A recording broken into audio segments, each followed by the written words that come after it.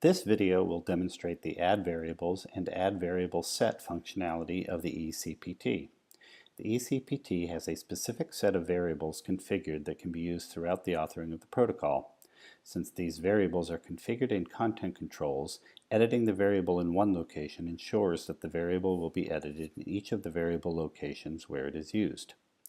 To add a variable into the body of the protocol, the user first places the cursor at the desired location of the variable. I will enter some free text in the rationale section first.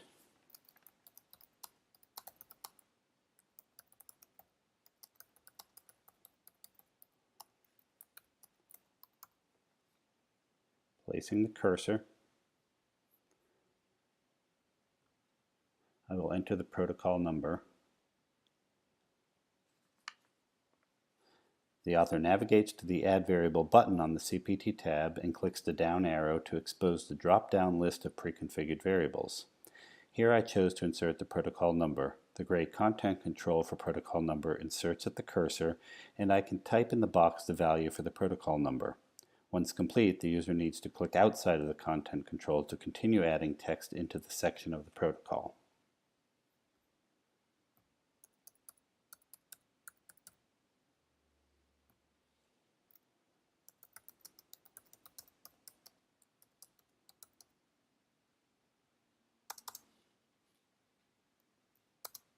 If I want to use the protocol number variable elsewhere in the document, again I insert the cursor and then choose the variable from the drop-down list. In this instance, you can see that the value I previously entered for the protocol number is now populated.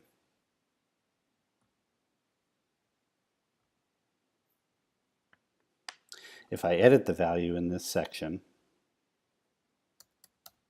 and then click outside of the box, I see that the initial entry for protocol number is also edited and updated, and so they remain consistent throughout the document.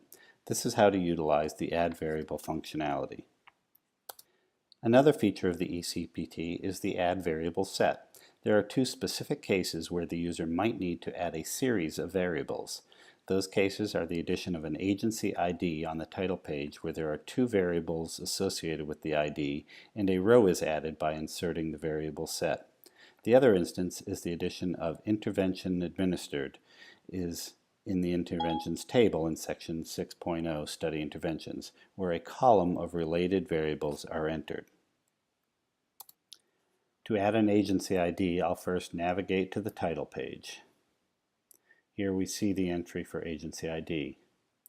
The user clicks on the arrow on the Add Variable Set button to expose the drop-down menu and clicks on Agency ID.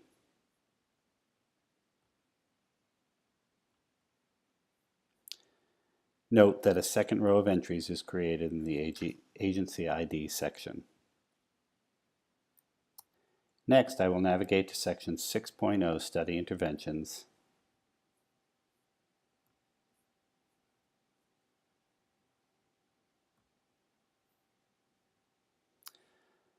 And again, I will click the arrow to expose the list of variable sets defined. Upon clicking the intervention administered, you see that an additional column of variables is added to the intervention table and can be completed as needed. This is how to utilize the add variable set functionality and completes the demonstration of insert variables.